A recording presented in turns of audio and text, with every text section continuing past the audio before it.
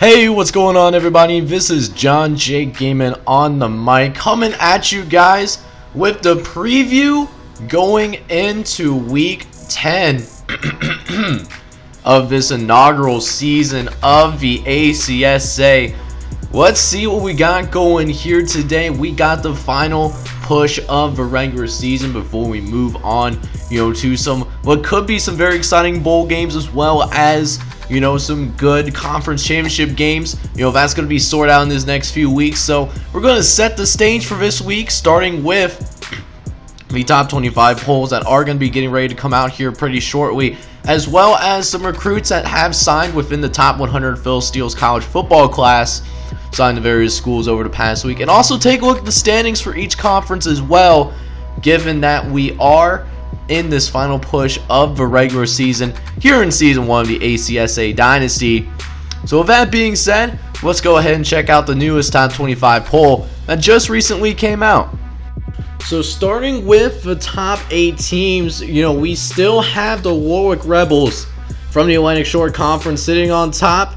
As for the second consecutive week in a row, we do see the same number 1 squad. Do have a couple of kind of interesting changes. Capital Tennessee does fall down to number 6 thanks to their loss. However, Hayes College is on the way up from the Big Southwest. They're able to climb up to number 8 in the nation thanks, to some continued great football from that squad. Other than that, the other 4 teams, it's determined by who's still undefeated and who's not. Warwick, Texas Catholic, Bluffton Tech, and Oaksterdam all are squads that are undefeated, and as the only remaining squads from the Power 5, by the way, that are undefeated, they as a result hold the top 4 spots right now. If the regular season ended today, these would be the teams that will play in the inaugural college football playoff here in the ACSA. But still, even though we are most of the way through this inaugural season, there is still plenty of football left to be played, and there is still quite a bit left to be determined. After that, we have the next tier of top 25 teams, and 9 through 16 features both the biggest riser in the top 25, as well as the team that has dropped the most while staying in the top 25 poll. Southfield drops 5 spots to number 13, and that is actually the biggest drop of this week. But shout out to Wake Oswego, though, continuing to prove people wrong. Coming from a smaller conference, they represent not only the Rocky Mountain Conference well, but also we have represented the group of 5 well as well. They jump up 6 spots to number 14 in the nation. That is the biggest rise of this entire week among the ACSA within the top 25. Another thing to watch out for is the Iroquois Eagles, man. They are ranked number 12. They moved up 4 spots, and they did so with a good victory against Hawatha College in the Great Native American Rivalry. And they might have another top 25 matchup here this week, so they have another opportunity to continue to impress the pollsters and move up from that number 12 spot. And for the final set of top 25 teams, this is what it's currently looking like as of right now. A couple things to note is Coastal Alabama and Herbert Hoover both dropping 5 spots thanks to their loss to other top 25 opponents within their own respective conferences. Ceballo and University of Mid-Atlantic, despite notching some top 25 wins at home, don't get much respect from the polls. They each only move up 1 spot. So a little bit of disrespect to both of those squads. I think they both deserve better, given how they both played in their respective rivalry games. But I guess it is what it is, though. Although we do have a new team entering the top 25, Sugarland State is back in it. They are now the number 25 team in the nation.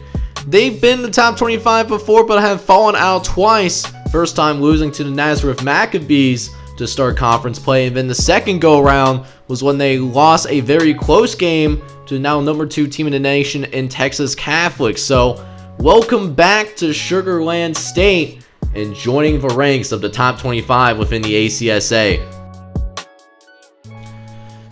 So with the top 25 officially out of the way, it is now time to go ahead and take a look at a recruiting update from the ACSA. But then, as I was recording this video, I actually found out that no major prospects, that is anyone within the Phil Steele 100, actually signed over the past week. That is the first time that has happened in this dynasty. I am as surprised as you are. So not only is there no new signings to report, but also the recruiting rankings, they're still the same as they were last week. I will leave a card on the upper right hand corner if you want to check out what the recruiting rankings are, but nothing has really changed, and the Super South Conference is still dominating those recruiting rankings overall. Okay, so now that we made it through the top 25 poll that was released by the ACSA, as well as the recruiting class that just recently signed, let's go ahead now take a look at the conference standings for each conference here in the ACSA as we're going into the last quarter of the season. Starting off, we do have the Super South Conference, and man, do we have a very interesting race that we have going on here. We have, looks like, a grand total of 6 teams that are either tied for the lead or are one game out of leading this conference. So a lot of things to sort out in this last quarter of the season in the Super South Conference. You know, Capital of Tennessee has a half-game lead on Little Rock because Little Rock was on bye in the previous week. And so since Little Rock was on that bye, you know, that means Capital of Tennessee does have the lead. They both only have one loss, and both of these teams could potentially make it to the college football playoff soon. It does hurt that, you know, they're the only conference that they don't have an undefeated team, at least within the Power 5. You know, but that's just how the cookie crumbles sometimes. But we got a 4-team race, you know, among the teams that are just one game out.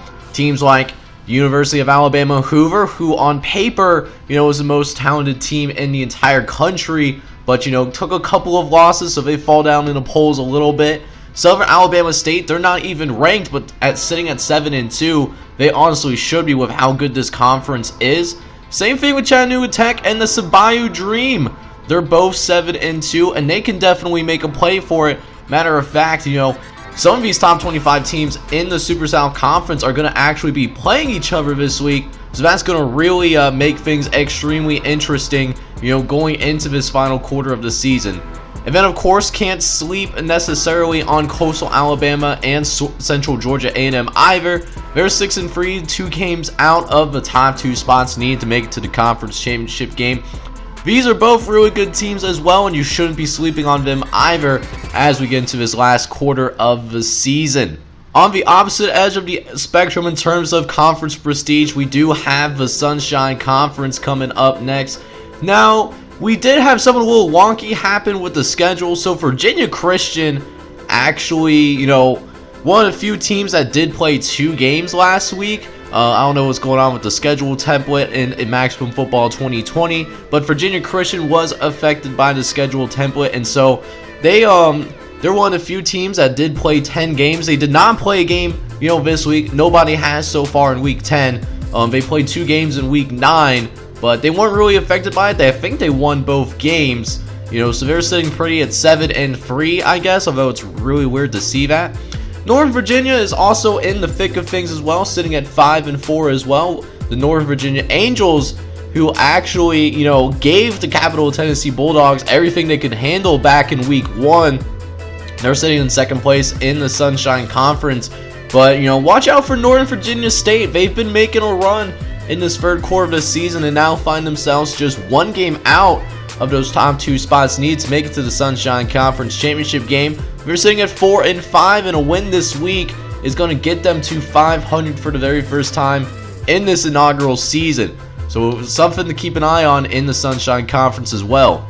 Next up, we have the National Athletic Conference, where we have some things going down here. Beckett Ridge, you know, also was a team that played 2 games last week. They had the opposite effect of, I want to say, you know, Virginia Christian. They lost both of their games that they played in week 9, so they now sit at 5-5. So that could really hurt their chances going to the National Athletic Conference. Hopefully, again, Maximum Football cleans this up because, you know, no team should be playing 2 games in a single week, honestly, but it is what it is. But That being said, though, we got a freeway tie for first place. Currently, the Vienna Patriots, Alfred Tech Bulls, and the Burlington Vipers are all currently sitting at 6-3, fighting for that top position in the National Athletic Conference. And, those teams should be playing each other, so that should be sorted out in the coming weeks. We'll see, who goes to that National Athletic Conference championship game, as this was a conference that had a top 25 team at one point. The Clinton Knights, they looked really good. They were in the top 25 for a couple of weeks, but, ever since they got there, they really fell off. Now only 5-4 on the season. So definitely a disappointing performance for the Knights in National Athletic Conference play. But that being said, they're still in it technically. They're only one game out, sitting at 5-4. Same thing with Wilkes-Barre Scranton, who hasn't been ranked this season. They're 5-4. And then Alfred the Great University, they had actually on bye last week, and they are now 5-3, sitting a half game out. But man, this is going to be a very tight race in the National Athletic Conference, and I am excited for it.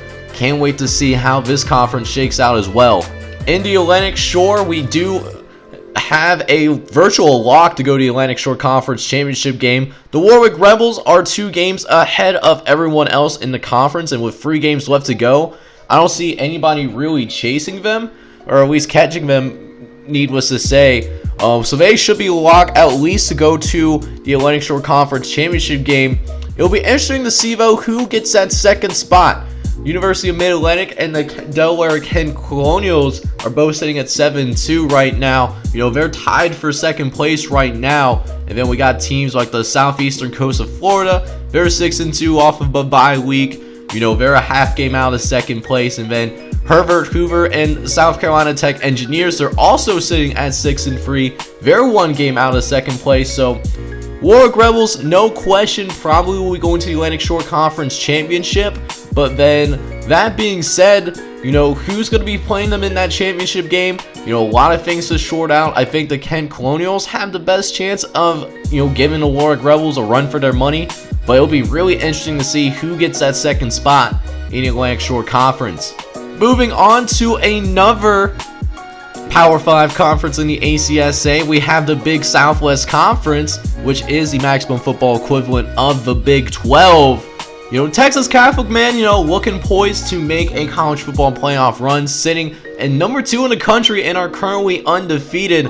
But their position is not necessarily secured in terms of going to the Big Southwest Conference Championship game, because after that, there's 3 teams that are only 1 game behind from the number 1 spot. Southwestern New Mexico, David Crockett, and the Hayes Indians are all sitting at 8-1 right now, and all are in the conversation to be that second team that goes into the Big Southwest Conference Championship to maybe play Texas Catholic.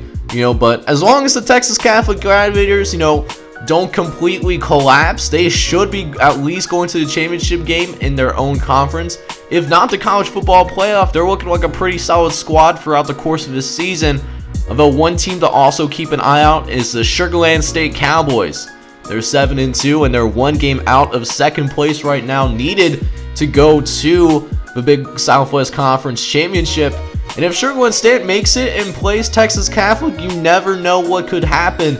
This is a team that has the most deadly offense in the entire conference, and they also, gave Texas Catholic a run for their money, only losing 42-40, when these 2 teams played each other. So if Sugarland State makes it, I think they have the best chance personally of beating Texas Catholic.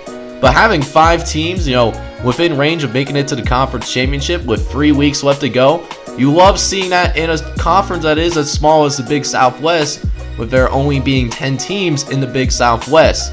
Now, the only exception with competitiveness is New Mexico Tech, though. They're 0-9. We'll see if New Mexico Tech can finally get into the win column, but they're also the only team in the Power 5 that currently does not have a win yet this entire season. We'll see if they break that in the 4th quarter.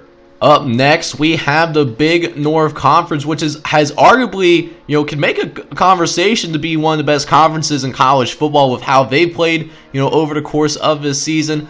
Bluffton Tech, they're currently sitting on top. They're number 3 in the country. They're actually coming off a bye week, you see on the other corner of this screen, they have a good matchup against Eastern Pennsylvania, playing them on the road, who's not ranked, but they're 7-2, so a former top 25 team that could give them some trouble for sure.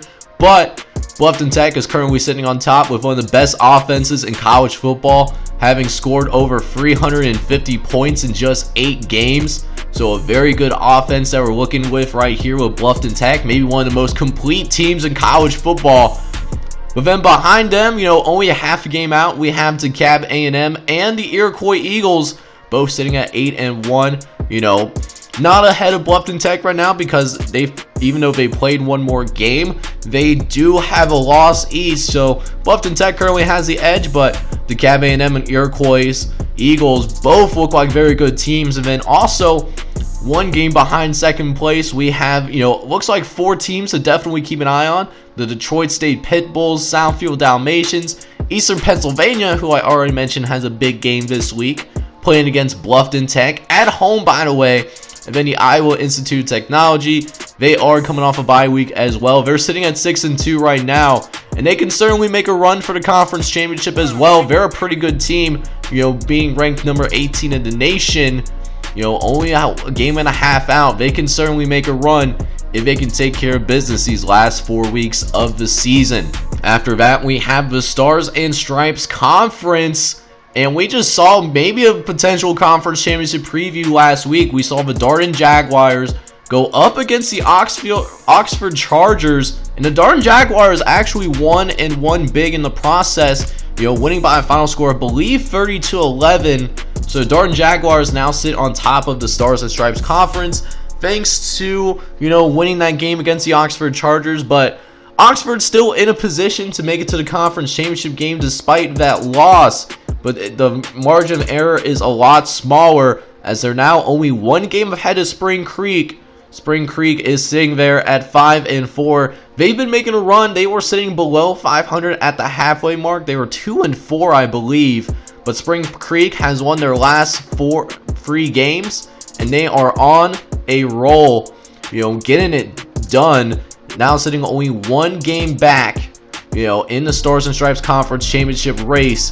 This conference will probably go down to these 3 teams, both of them very deserving of going to the conference championship game. So it's going to be a shame to see one of those teams not make it, but we'll see what that one team is, whether it's Darden, whether it's Oxford, or whether it's Spring Creek that ends up being, the odd man out in this situation. After that, we'll take a brief look at the unaffiliated teams, and we actually only have one team that is above 500 in this conference. The Utah Valley Christian Mormons are actually sitting at 6-3 in the inaugural season, so they're having a good year. But yes, Piccolo of New England is actually having a really rough time. I thought they would have a better season, even though they aren't in a conference. They had a Power 5 caliber team. The only one I could say that, at least back in week 1 when I was making predictions. So I'm really shocked that they're only 3-6. So they're having a tough time, but at least everyone in the unaffiliated conferences teams do have at least one win, unlike a certain team in the Big Southwest Conference. Next up, we have the Midwest Conference, basically the little brother of the Big North, and they have a really interesting race, man. It looks like it's going to come down to 4 teams in the Midwest Conference: Central Tech, Vermont, UW Kennesaw, and the Kearney College Elks, all in a position to make it to the Midwest Conference, either tied for the lead or are one game out. We're going to see some of these teams this week, at least live on ACSA episodes. I know Kearney College is one of them for sure. They got to play, Eastern Wisconsin at Port Washington. They're 2-7. But, anyone can beat anybody in the Midwest Conference. It's about who has the best coaching. Central Tech has certainly, taken that momentum of beating a Big North team, beating the Madison Lakers from the Big North, and take that to a tied for a lead as, once again, only 4 teams, either tied or one game out. Who's going to be the 2 teams that make it to the Midwest Conference? On the other hand, if you take a look at the Rocky Mountain Conference standings, we do have a virtual lock to go to the Rocky Mountain Conference Championship. Lake Oswego, they're sitting 8-1 and are currently 3 games ahead of the next team, so they're a virtual lock to go to the championship game. Also representing for the conference as well, they are the only Group of 5 team that is ranked in the top 25. They are ranked number 14 right now. So Lake Oswego, all they have to do is win, this week, and they will be going to the conference championship game for sure. And it's all about who is going to be the team that they are going to face. Pacific Tech and George Fox and Eugene are currently tied for second place, sitting at 5-4, both 3 games back. Be interesting to see who gets that second place spot, but also can't count out Alaska, Colorado Tech, and Hawaii A&M. Hawaii A&M also one of those teams that played multiple games last week, so hopefully it doesn't affect them. That extra game, affecting them in the final standings. At least I really hope not, because that would be a really darn shame if that was the case. But the Alaska Beluga Whales and Colorado Tech, are also in the mix to go to this Rocky Mountain Conference Championship game. But those 2 teams in Hawaii A&M each need to make a run in order to make those dreams happen. In order to basically play Lake Oswego in this conference championship game. Going to the big brother of the Rocky Mountain Conference, we have the Big Pacific Conference out here, where we have, Oaksterdam, one of the potential college football contenders, to go to the college football playoff in the ACSA. Oaksterdam sitting at undefeated, doing it because of the defense. Offensively, they're not that impressive, only scoring 167 points through 9 games. So not a very good offense, but they have done what they need to do. They put themselves in a position where they can potentially go to the college football championship games, at least play for that. But, they are also very close to, confirming their lock into the Big Pacific Conference Championship game. They're currently 1 game ahead of the Seattle College Cascades, who sit in second place, and then 1 game behind them is the Amazon Delivery Boys. So Oaksterdam has a 2-game window between first and third, so that's nice to see if you're an Oaksterdam Reefers fan. Definitely some work that needs to be done. Amazon, it looks like it's a 3-team race though. Oaksterdam, Seattle, and Amazon are going to be the 3 teams that will be realistically competing for the Big Pacific Conference Championship. All of these other teams looks like, a little bit out, or either they really need to make a run, in order to make it. But that being said, the Big Pacific Conference at this point is now turning into a 3-team race. So we'll see who are the 2 teams from this conference that go to the conference championship game, and see if Oaksterdam can still remain undefeated, to put themselves in a position to make it to the college football playoff to represent that Big Pacific Conference. So with the conference standings all sorted out in the ACSA, it is now time to take a look at the 10 games that will be played throughout the course of Week 10 between, the non-primetime games and the primetime games that we're going to have here on the channel throughout the week. Starting off with the non-primetime games, these 5 games will all be shown on Wednesday. So a very great match, very exciting episode that we'll have on Wednesday. Starting with the first game that we do have planned. Like I said, we do have Eastern Wisconsin at Port Washington going on the road to play against the Kearney College Elks. And in the Midwest Conference standings, Kearney is one of the schools that are fighting for an opportunity to go to the Midwest Conference Championship game. So a win for Kearney is going to help them, put them in that kind of position, and after that, you just got to hope that either Central Tech or Vermont loses, but if Kearney, wins this game, that will help their cause in the Midwest Conference. Or will Eastern Wisconsin, or EWPW, I should say, play spoiler? After that, we actually have an unaffiliated conference matchup, between the Maui Piranhas. They are going to fly across the Pacific Ocean to go to the great state of California in order to play against the San Jose Dolphins.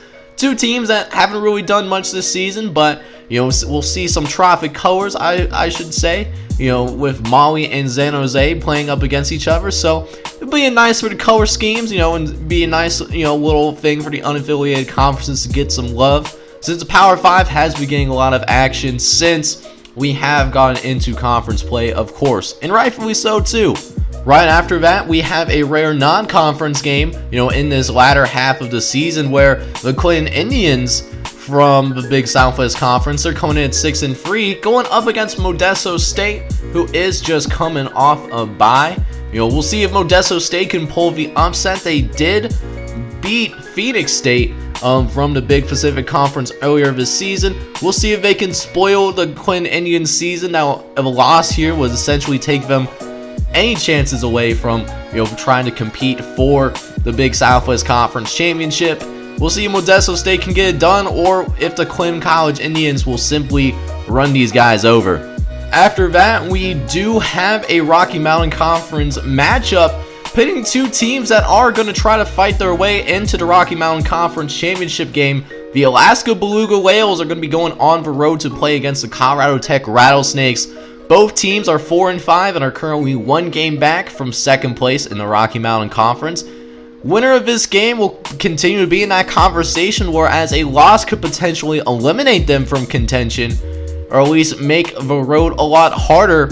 So a must-win game for both teams for Rocky Mountain Conference Championship aspirations, playing to play up against probably Lake Oswego unless a minor miracle is had. And for the final game that we do have, for the Wednesday episodes, we have the Halafa Chiefs, who are currently sitting at 6-3 on the season. They are going on the road to play against Southfield, who not only is 7-2 and ranked number 13 in the nation, but they're one game back of the second place in the Big North Conference. We'll see if Southfield can get the job done, or Halafa will get themselves back in it. They need a win in order to stay in contention, or will they fall into obscurity in the Big North Conference? This will be the final game that will be played on Wednesday. So now that we got through the non-primetime games that will be shown throughout the week that will be played on Wednesday, let's now show the primetime games that will be shown as YouTube premieres over the course of Week 10. Starting with Sunday, we have the Hayes College Indians from the Big Southwest Conference take on Sugarland State. They're currently 7-2 on the season. Both teams fighting for an opportunity. They're either tied for second place or they're one game behind. So a must-win game for sure, especially for Sugarland State. Not only to stay in contention in the Big Southwest Conference, but also to try and go, remain in the top 25. A loss for Sugarland State will knock them out once again. Sugarland State having to put in work to try to get them back in it. They are back. Let's see if Sugarland State can stay and beat a top 10 team in the process. After that, on Monday night, we actually have a game with even bigger, ramifications in the Big Southwest Conference. We have Southern New Mexico, currently ranked number 7 in the nation, going to play against the Texas Catholic Gladiators. A huge game for both teams, as Texas Catholic looks to remain undefeated, whereas a win for Southern New Mexico, this could potentially, put them in a firm conversation to go to the college football playoff. If Southern New Mexico can win this game, it's going to be a tough matchup for both teams, and this could potentially be the Big Southwest Conference Championship. This could be the preview right here. The two best teams in the conference, I would say, as of right now. We'll see who comes out on top Monday night when these two teams square off. On the very next day, we shift up north where we have an insane Big North Conference matchup.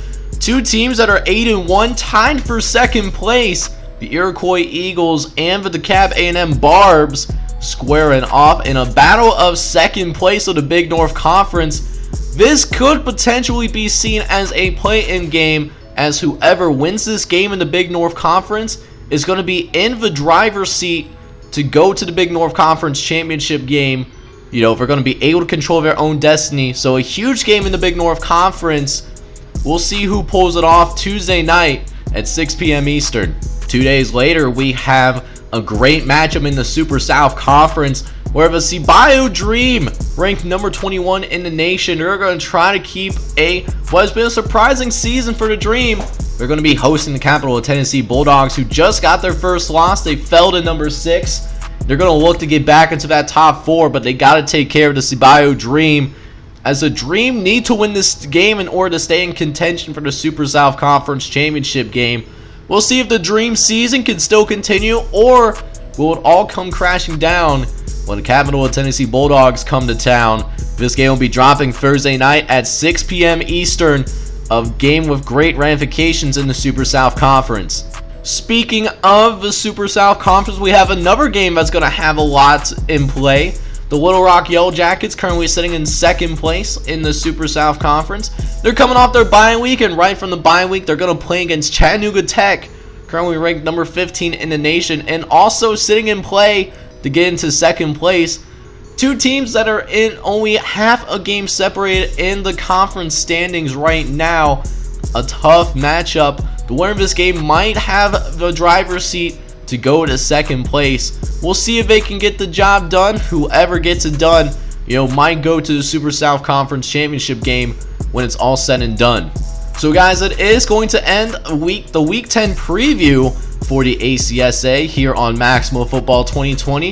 If you enjoyed today's video, do me a favor and please smash that like button as well as hit subscribe if you happen to be new. This is John J. Game on the mic, hoping you guys are all having a wonderful day. Take care, everybody.